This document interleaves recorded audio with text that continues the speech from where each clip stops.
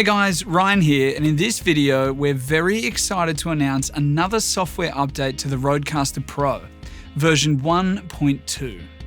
This new update adds a number of new features, including, and you guessed it, multi-track recording direct to microSD. So let's get into it. Multi-channel recording lets you not only just record the stereo mix of your podcast, but also all of the individual tracks, allowing you to do an offline mix after finishing the recording. To activate multi-channel mode to record to the microSD card, simply activate this function in the advanced menu of the hardware settings. You'll also see here the option to record multi-track to the USB output as well. Check out our other videos for details on this. There are links in the description below. When activated, the RØDECaster Pro will record the complete stereo mix as well as each of the individual sources connected to the RØDECaster Pro to your microSD card as a polywave file. To open this file, you'll need a workstation or DAW that supports polywave files. Now, if your audio software doesn't support polywave files, don't worry, we've got a really handy update to the Rode Companion software to help you split out each of those individual tracks from the polywave file. You can see a link in the video description below. Now, within the polywave file that you record direct to microSD, there are 14 tracks. The first two tracks are the stereo mix, exactly as the RØDECaster Pro would record if multi-channel mode was switched off. The remaining tracks represent the sources on the RØDECaster Pro, going from left to right across the console. So starting with microphone 1, and then across to mics 2, 3, and 4, the USB input, the TRRS phone connector, the Bluetooth input, and then finally the sound pads. The mic channels are single mono tracks, and all of the other tracks recorded are stereo, first left, then right. The individual track outputs are recorded pre-fader. That is to say that the level of the fader and the status of the mute buttons on the channels will not affect the recording at all. This means that if somebody on your podcast says something really interesting, but you accidentally had their microphone muted or turned down, their voice is still recorded to the multi-channel file.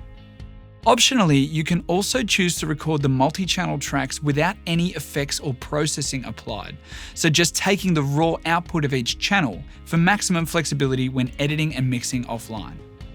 You can disable the effects processing on the multi-track output using this control in the advanced menu. Note it also applies to the USB multi-track output too. Of course, the main output recording always has all of the processing and mixing applied, so remains a full stereo mix of your whole podcast. When recording to the microSD card, you should be aware that there's a file size limit to all WAV files. While for a stereo recording, you're unlikely to reach that limit unless your podcast is about 3 hours long. But when recording a podcast in multi-channel mode, the recording can quite easily reach this file size limit.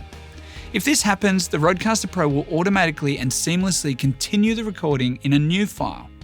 This means that when you open the file in your DAW software, you'll need to append the second file to the end of the first file to access your whole recording.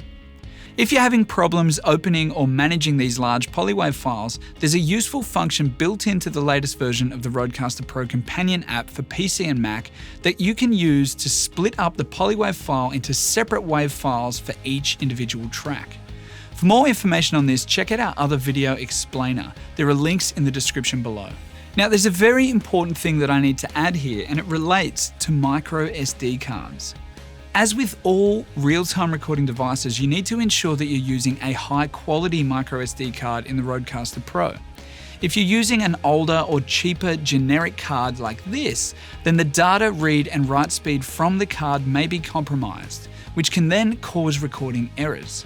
We recommend always using a high-speed card from a major vendor to ensure trouble-free recording with your RØDECaster Pro, especially when using the multi-track recording feature. You can find a link to a list of recommended microSD cards in the video description below. Finally, there's one more thing I should mention. You'll notice that the record button has now gone green. This doesn't affect the basic functions of the button at all. You still just hit it to start your recording and hit it again to stop. The colors just help make the status clearer. White means that there's no SD card inserted. Green means that there's an SD card in and that the unit is ready to record. Red means that the unit is recording, and flashing amber means that the recording is paused. Yes, that's right. We had a lot of requests for a record pause mode so that you can temporarily pause your podcast recording, maybe to set up a phone call or perhaps to take a break. You can access this feature by simply doing a long press on the record button while you're recording. This will put the unit into record pause. Note that the unit starts pausing the moment that you press the button, but you need to hold it down for about 2 seconds to activate the pause. A short press will of course end the recording. To restart recording, simply tap the button again and the unit will instantly restart the recording from where you left off. If after pausing the recording you decide that you actually want to end the recording after all, you can simply hold the record button down for another long press and this will end the recording. To download the version 1.2.0 RØDECaster Pro Firmware update and also to download the RØDECaster Pro companion software, visit rode.com/RØDECaster Pro or simply click on the link in the video description below. Thanks everyone and happy podcasting.